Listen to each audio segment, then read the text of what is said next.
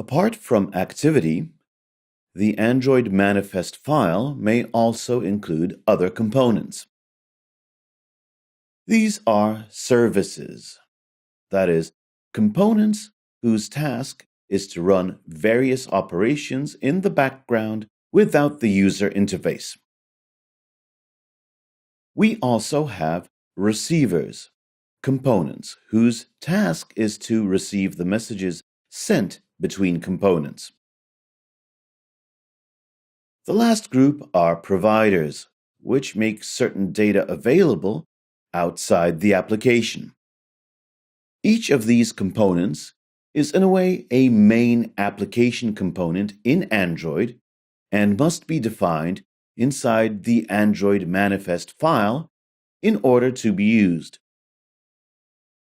Apart from defining components inside AndroidManifest, we may also specify the type of permissions required by our application.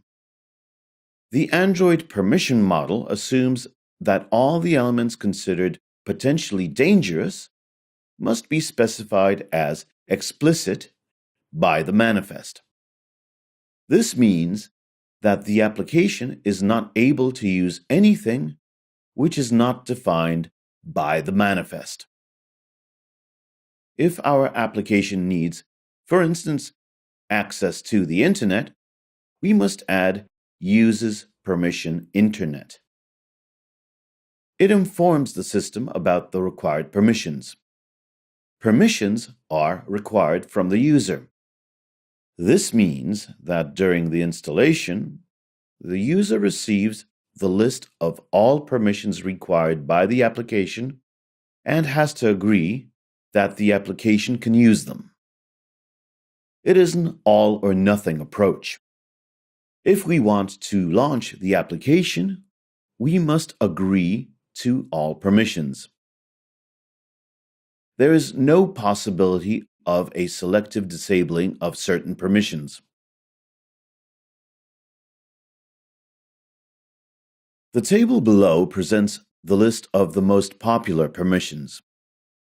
The address provided on the slide includes a full list of permissions with their descriptions. The most important permissions used are the location permissions. There are two of them, \_course_location and access_fine_location. Depending on the level of detail we need, we have to choose the relevant option. Course is the least accurate means of localization. Usually, it's the localization obtained from GSM and Wi-Fi. Fine is based predominantly on GPS and additionally on Wi-Fi data. This way, we can determine the user location with a much greater accuracy. We also obtain information about the connection status, that is, whether the user is connected to any network, for instance via 3G or Wi-Fi. This way, we get to know whether the user has Internet access and what type of access it is. If it's not a constant access, we can, for instance, ban the download of large files.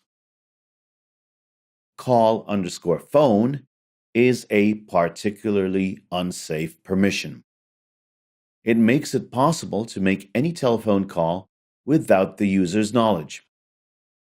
It may happen that without the knowledge of the user, a phone calls a certain number on its own. It's used particularly in the case of various Trojan applications. This particular permission is actually fairly well checked by the users. Usually, we would have to have good reason to use it. Another permission is camera. It grants access to a photo camera or a video camera. This way, we are able to get images from the device. Again, the issue of privacy arises. So it should come as no surprise that the users are very careful about it. Another permission is permission internet. It is a required permission in most cases, so users are rather used to it. Obviously, there may be solutions that we, for instance, have a calculator-like application which requires internet access. The user might wonder why. Usually, it's needed because the application publishes some advertisements or connects with analytics modules.